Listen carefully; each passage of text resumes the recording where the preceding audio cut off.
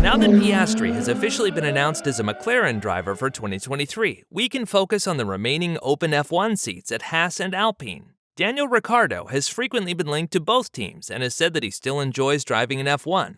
But will and can he continue? The Honey Badger, known for his showy style, is just 33 years old and still has plenty to offer. In an interview with F1.com, he looked back to the last 2 years as well as the future. I'll be announcing my own future plans in due course, but regardless of what this next chapter brings, I have no regrets and am proud of the effort and work I gave McLaren, especially the win in Monza last season.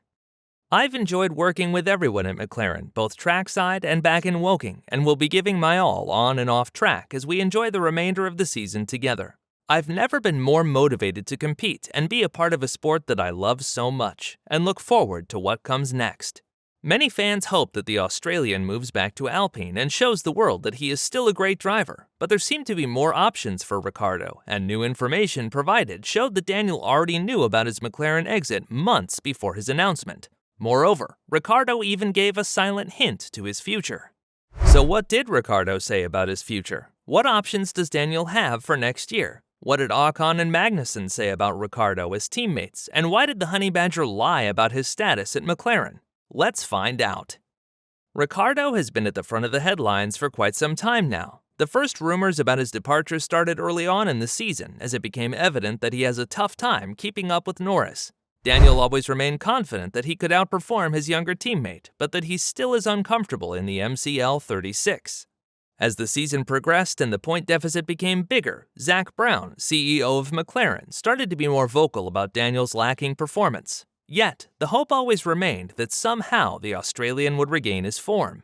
Unfortunately for both, this wasn't the case, and Zak Brown informed two other drivers on the grid. As we now know, Oscar Piastri, who has been part of the Alpine Junior Academy for many years, will replace Ricciardo. But something strange happened earlier on. On the 13th of July, Ricciardo posted an Instagram post saying, "There have been a lot of rumors around my future in Formula One, but I want you to hear it from me. I am committed to McLaren until the end of next year and am not walking away from the sport. Appreciate it hasn't always been easy, but who wants easy? I am working hard with the team to make improvements and get the car right and back to the front where it belongs. I still want this more than ever." This firm statement of Ricciardo led many experts and fans to believe that Daniel's watertight contract would be strong enough to keep himself as a McLaren driver for 2023 as well. However, Andreas Seidel, team boss of McLaren, said that the Australian driver knew that he was not going to be a part of the McLaren F1 team in 2023 since the 4th of July. When Seidel was asked by Sky Sports whether Daniel knew he signed the contract on the 4th of July, he said, "Yes, of course. I won't go into detail about the conversation I had with Daniel, but we have been open and transparent with him about where we are currently standing." So why did Ricciardo lie about his status at McLaren? Daniel might have dropped a hint in his statement on the 13th of July, but not in the way we all expected. In an interview with GPblog.com, Ricciardo said laughing, "Independence Day?" This refers to the day that he signed his termination contract with F1. So what is so special about this day? Ricciardo has been linked to McLaren's IndyCar program, and rumors are that Daniel is making the switch to IndyCar next season. Zak Brown has already said that he would like to keep Daniel within the McLaren family, but that he also still wants to see him in F1.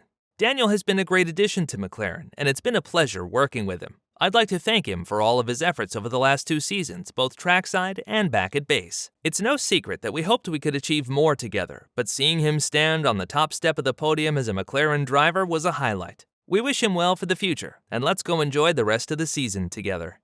But what about Daniel's other F1 options? There are currently 2 seats available, Alpine and Haas. Gunther Steiner has contacted the Australian driver at the end of July to see whether he was interested to drive for the American team.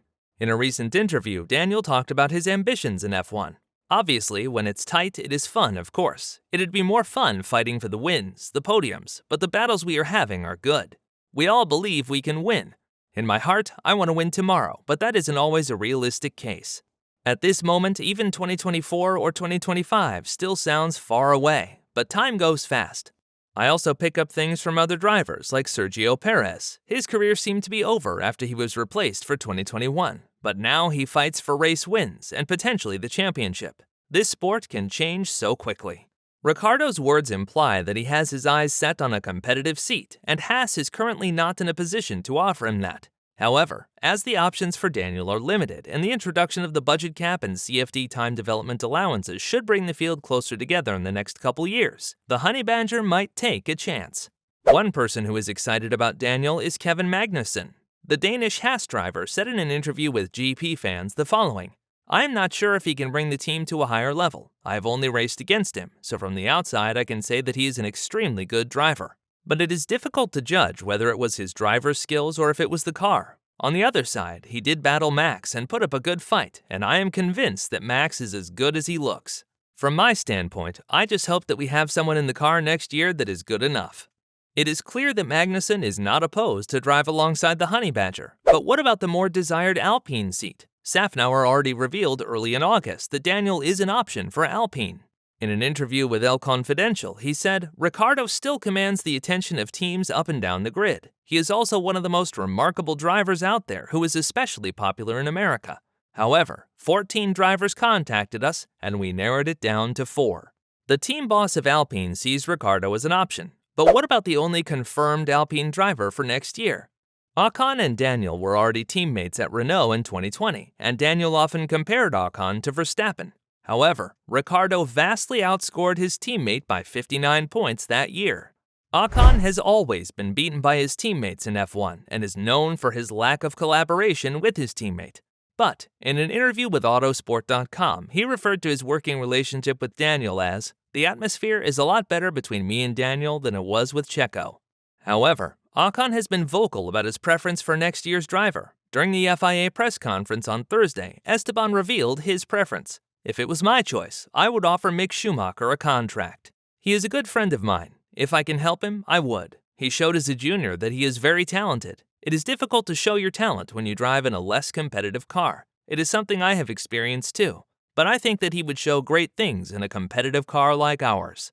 Another option, according to Sayward, is that Ricciardo becomes the test driver for Mercedes next year to work on his self-confidence and possibly drive himself into the spotlight for Hamilton's seat. However, a role as a test driver would be a big step back. Despite the multiple options, it is still far from certain whether we will see Daniel on the F1 grid next year. He has repeatedly said that he wants to fight for wins and podiums again, which is something that seems only doable in the near future with Alpine. However, Alpine seems to have a large interest in Pierre Gasly as well. The large wage as well as the disappointing results of the last 2 years might put Daniel in a bad spot to secure a good seat. However, his reference to the 4th of July might have a double meaning and could very well imply that Ricciardo does make the move to the McLaren IndyCar program. Where do you think Ricciardo ends up next year? Let me know in the comment section below.